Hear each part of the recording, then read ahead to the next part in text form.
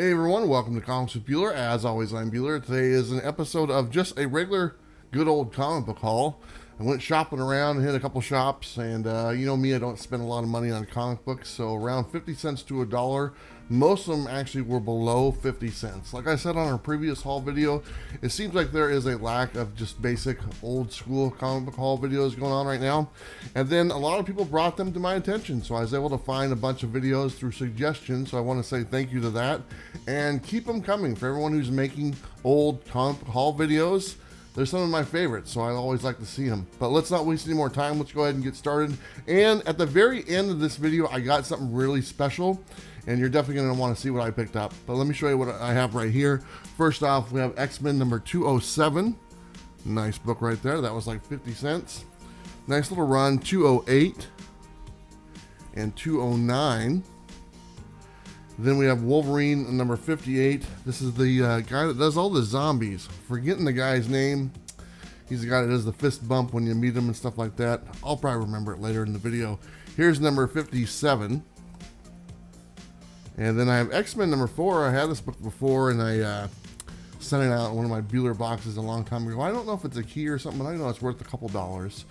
This one is a key. This is Iron Man number 302. This is a very early appearance of Venom with Iron Man, maybe the first time, I don't know for sure, but it's worth like 10 or 12 bucks. I looked it up in Key Collector, and I pretty much paid for quite a few of the books here. Speaking of Venom, I got Venom Funeral Pyre number 3. This is part 3 of 3, and then I got number 2. They did not have number 1, so I missed out on that one, but then I did get Kazar the Savage number 1. Everybody likes Kazar, right? Kind of cool. Okay, maybe not. All right, let me set these down. Next up, we have Night Thrasher 4 Control number 1. Just had to get that from my buddy Robbie at Pop Culture Philosophers. Always looking out for Alex Ross work, and of course I found Amazing Spider-Man number 7, which is a nice Alex Ross cover. The Punisher War of the Realms number 1. This is second printing. This is just one of my favorite characters, so you know, it was 50 cents, so I bought it. This one's really cool. This is the Marvel Milestone edition, number X-Men number 1. That's a nice little book to have. I think it's like 10 bucks, maybe a little bit more, maybe a little bit less. I'm not 100% sure, to be honest, but not bad for less than $1, 50 cents. Another Amazing Spider-Man Annual number 42. I believe this is also Alex Ross. I remember when that came out, and I bought it for cover price, which is $4.99, and now I'm getting it for, you know, the 50-cent mark. Found some of the Shuri books. Shuri number 5 and number 4. Pretty happy to pick these up. And then number 8, great looking cover. Really like that cover quite a bit. Those are the only Shuri books I have. You know, I didn't want to leave them sitting there, so I bought them. Some G.I. Joes. Love G.I. Joe stuff. G.I. Joe Real American Hero number 18. Don't know if that's a key or something. Some of these are. Here is number 24. I think this is the first appearance of Firefly or something, or maybe a couple other people. I don't know for sure. But a lot of the early G.I. Joe books are just keys because of the characters introduced. Here's G.I. Joe number 27. I think that's the origin story of Snake Eyes or something. I could be wrong. And here is G.I. Joe number 28. So those are all the Marvel books I picked up. Now I'm on to DC stuff, and just didn't want to leave them sitting there, so I bought them. This is the Superman family, the 4 stories. This is number 221.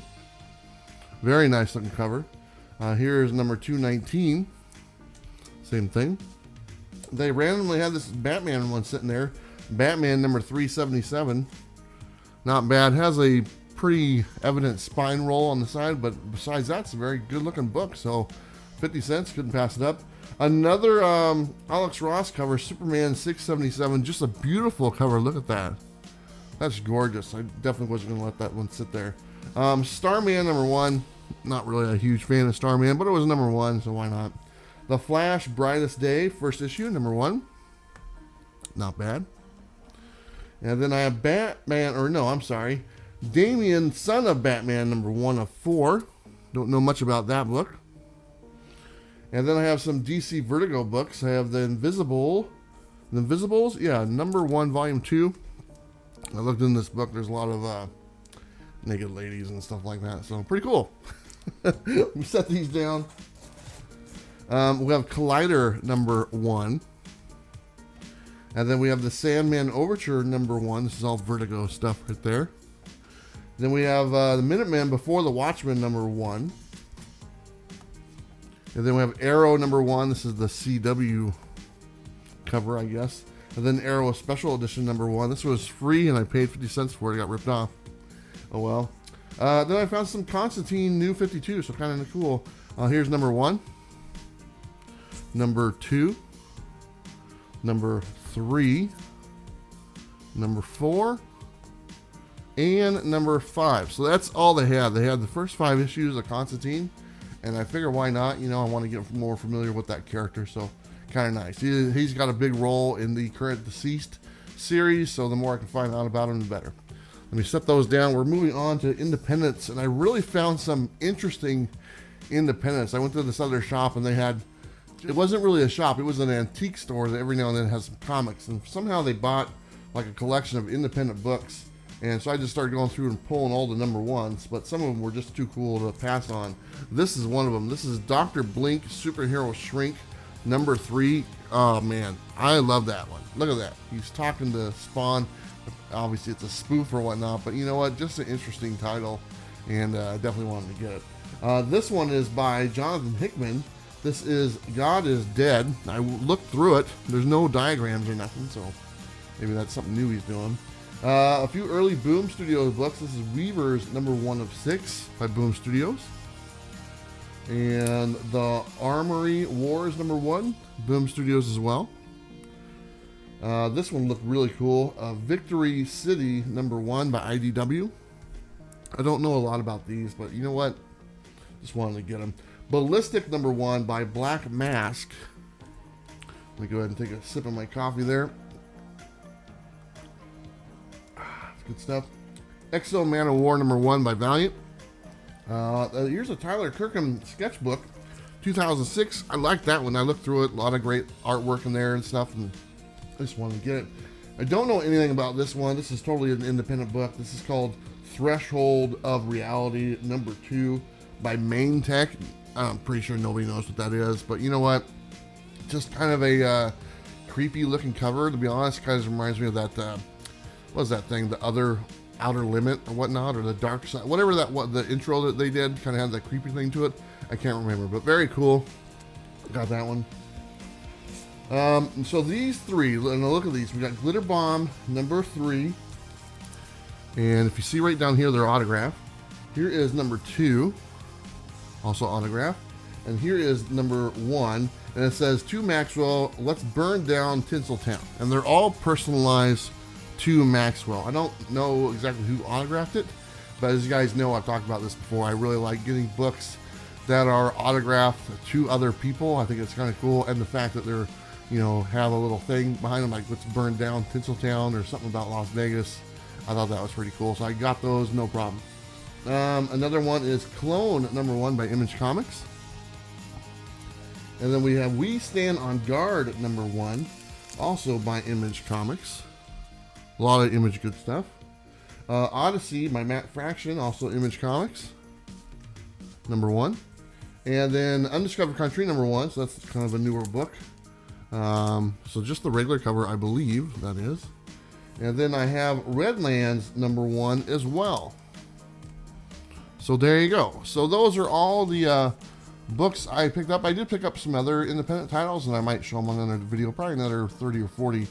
They were all like 50 cents, and the guy gave me a deal because I think I bought like 50 books, and he gave it to me for like $25, or no, like $20, so it was like less than 50 cents a piece because he gave me some for free. But at the beginning of the video, I said I got something really special, and I want to show that right now. This is the Comic Book Collector Guide, Volume 1, Issue 2, okay? Now, this is just wonderful.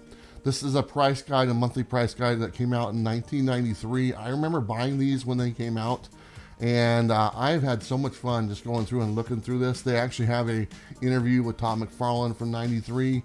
They have a top 10 list in there. It's pretty interesting to see what books are on the top 10 list.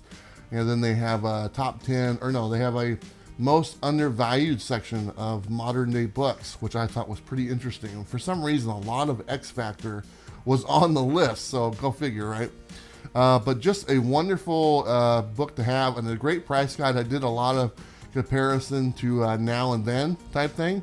So just to give you an example, like I think Punisher #1 was on the top 10 list for Comic Tom this week or last week, and I think it was going for around $15. This is the ongoing series that came out in the 90s, and it had an increase rate or whatever. So $15 in here back in 1993. That same issue was selling for $30. So twice as much as what it sells for now, which doesn't make any sense. But you know what? I thought it was pretty interesting. I compared some other prices. Obviously, that was somewhat of an anomaly, but there were some other ones that are similar to that, which I thought was interesting. But obviously, a lot of books have gone up in price. I did go on eBay and order some other issues of this. I found issue 1, 3, 4, and 8, and I'd like to do some content based on this book, some kind of then and now comparisons, and kind of go from there. Love it. It's in, it's beat up, it's been looked over and stuff. Hey, this might have been my copy from back in the day. I don't know. But it was sitting with the rest of the books, and I couldn't pass it up, so I had to get it. But anyway, guys, that's my little haul that I got. I'll be doing some more videos this weekend, and hopefully you enjoy them. And we'll see you back on Monday for the coffee video. All right? Appreciate your time. Don't forget to like and subscribe. You know what to do. We'll see you next time. Bye.